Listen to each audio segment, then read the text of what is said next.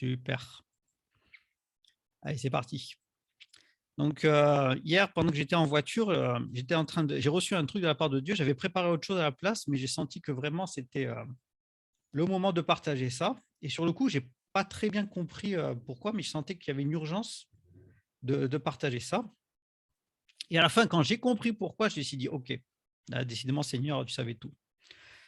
Hem, alors, Dieu, il m'a donné un mot, en fait, à la base, un seul mot. Il m'a donné et un mot que je déteste viscéralement, que je supporte pas, c'est le mot inquisition. Je dis: «Aïe, aïe, aïe, Seigneur, dans quoi tu m'embarques encore? Aïe, aïe, aïe». Et au fur et à mesure, il a commencé à me parler et au fur et à mesure que je commençais à recevoir des choses, je voulais juste prendre quelques notes, c'était pas du tout prévu. Là, je saute un petit peu sans filet. Mais j'ai compris où est-ce qu'il voulait en venir le Seigneur. Et donc pendant que j'étais en train de prendre des notes, j'ai vraiment reçu, plusieurs choses très précises. Alors la première, d'abord, qu'est-ce que c'est que l'inquisition? Alors pour ceux qui me connaissent, moi je peux regarder des films d'action, des films très modernes et cetera et j'ai pas de souci avec ça, c'est super. J'aime bien quand ça bouge et ça me fait rien du tout. Par contre, il m'arrive de temps en temps de tomber dans des émissions sur des films d'histoire et cetera. Et là, par contre, des fois, je suis pas bien du tout parce qu'en fait, je me rends compte à quel point l'être humain, il est capable de faire des choses absolument abominables et deux, trois fois, quand je vois des scènes un petit peu fortes, je sais que pendant même des fois pendant plusieurs jours, ça fait que revenir en me disant: «Mais l'être humain, il est capable de ça, mais c'est horrible, quoi». Alors l'inquisition, qu'est-ce que c'est? Bon, ben, je pense que tout le monde a plus ou moins une idée. Quand on regarde dans le dictionnaire, inquisition, c'est en fait une enquête qui est très minutieuse, très rigoureuse, de la part de quelqu'un qui pourtant a déjà un parti pris, qui a déjà une idée toute faite de comment ça va se passer et comment ça va finir. Il n'y a rien d'objectif là-dedans. C'est un esprit qui a besoin de temps pour s'installer en silence et pour pouvoir mûrir et grandir, grandir, grandir. L'inquisition a besoin d'un socle pour prendre appui dessus. Alors ça peut être une idée, une croyance, ça peut être une religion, ça peut être aussi ne pas être une religion. Et l'inquisition va prendre cette croyance et la faire gonfler, gonfler, gonfler de façon exagérée, au point que ça va devenir pratiquement une religion pratiquement obligatoire. L'inquisition, c'est un esprit qui agit par la peur et la violence afin de mener les gens à la dénonciation et à la persécution les uns des autres. Il agit aussi bien par une mise en scène de ceux que l'on accuse afin qu'ils servent d'exemple par la terreur, ou alors par des choses qui sont cachées et qui sont absolument horribles. Les gens qui sont sous influence de cet esprit n'écoutent personne autour d'elles parce qu'en fait, elles sont à 100% persuadées qu'elles sont dans leur droit d'agir comme ça. Euh, Attends, j'ai trompé, pardon. Voilà. Les responsables de l'Inquisition, quelle que soit la forme, passée ou actuelle d'ailleurs, ne supportent pas d'être à leur tour interrogés sur leurs croyances ou sur leurs méthodes, parce qu'en fait, elles sont tellement persuadées que c'est elles qui ont raison, qu'elles sont dans le bon droit, qu'elles ne peuvent pas être remises en question. Elles ont des apparences de dévotion morbides.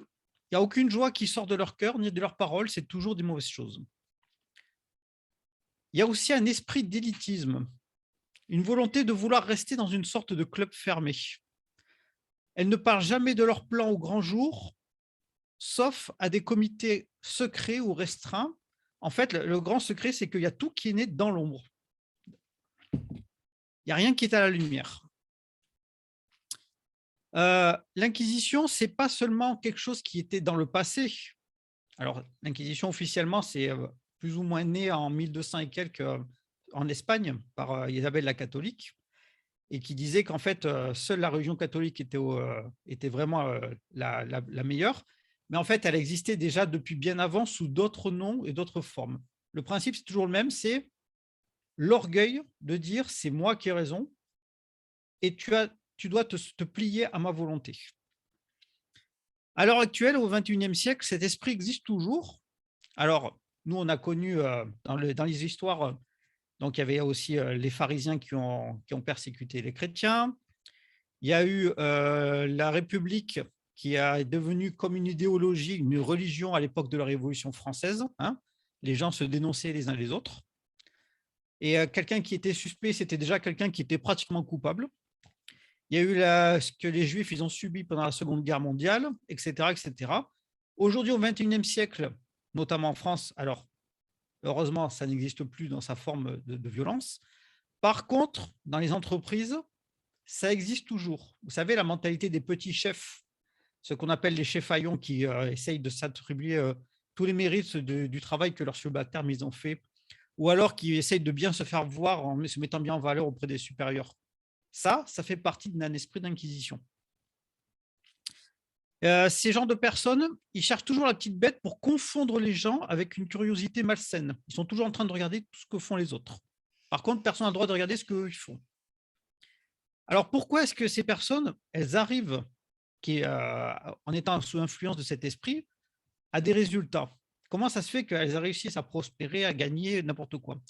En fait, il y a une raison, c'est que ces personnes, elles ont une voix. Alors, vous allez me dire, oui, tout le monde a une voix, tout le monde parle. Moi, je vous parle d'une voix spirituelle. Il y a un esprit qui parle derrière au travers de ces personnes. Alors, il y en a qui vont dire, oui, mais bon, c'est peut-être parce que cette personne elle a un certain charisme, elle est peut-être reconnue au travers de ça. C'est quelqu'un qu'on écoute. Ben oui, justement, c'est quelqu'un qu'on écoute ou qu'on est obligé d'écouter d'une manière ou d'une autre. Parce qu'il y a quelque chose dans le monde spirituel qui bouge. Alors, l'Inquisition ne peut exister que si les pouvoirs de la religion, qui est en marche, est assisté par des pouvoirs civils. Donc, ça veut dire que toute seule, elle ne peut rien faire, mais dès qu'elle est en complicité avec la loi, ça y est, elle devient pratiquement inarrêtable. Et donc, moi, j'étais en train de regarder tout ça hier et je disais, c'est bizarre, ça me fait penser à quelque chose, mais quoi? Et ça commençait à travailler, à travailler. Et d'un seul coup, il me dit, c'est Dieu qui me dit, mais ça ne te rappelle pas un couple célèbre? Et d'un seul coup, je fais, mais c'est ça, Akab et Jézabel. Bien sûr, parce que l'esprit d'inquisition existe, oui, mais c'est une des formes derrière laquelle se déguise Jézabel. C'est un esprit qui prétend mettre Dieu à la première place, ou du moins une idéologie à la première place, mais en fait, c'est sa gloire personnelle qu'elle recherche. D'ailleurs, Jézabel, ça veut dire ça, son nom, ça veut dire moi seulement. Il y a quelque chose d'égoïste dans son nom. Et alors, quand j'ai dit à Dieu, je fais, mais bon, d'accord, ok, maintenant je comprends mieux, mais Seigneur, mais pourquoi tu ne m'as pas parlé directement de Jézabel? Après tout, moi, Jézabel, je connais certaines choses. Et il m'a dit non, parce que si je t'avais parlé de Jézabel que tu connais déjà, tu n'aurais pas compris les fonctionnements de ce mode d'inquisition, entre guillemets, qu'elle utilise des fois, mais que c'est elle qui tire les ficelles derrière. Et j'ai dit, ah ouais, c'est vrai. Mais c'est vrai, tu as raison, Seigneur. Si j'avais commencé par ça, j'aurais pas découvert le reste. Et du coup, ça m'a rappelé plusieurs prophéties qui ont été amenées depuis un petit moment maintenant et que nous-mêmes aussi, à Naba, on a parlé. C'est que chaque fois qu'il y a eu un grand réveil spirituel dans des pays ou dans le monde, en même temps, il y a une forme de persécution de ce qui était avant en place et qui ne supporte pas de dire bah non, je suis pas je refuse ça parce qu'en fait, si jamais j'accepte ça, ça veut dire que moi je me suis trompé pendant des années. Et du coup, il y a une forme de violence qui se crée envers eux. Les vrais chrétiens sont toujours incompris parce qu'ils suivent le Saint-Esprit. Ils sont focalisés sur le Saint-Esprit. Ils ne sont pas focalisés sur des programmes, d'adhérer forcément à 10 000% à ce que leur église ou leur groupe de maison font, etc., etc. Non. Et surtout, ceux qui suivent le Saint-Esprit, vous allez voir que pratiquement tout ça, ils sont persécutés par les autres chrétiens, par les autres églises, etc., etc. Et plus tard,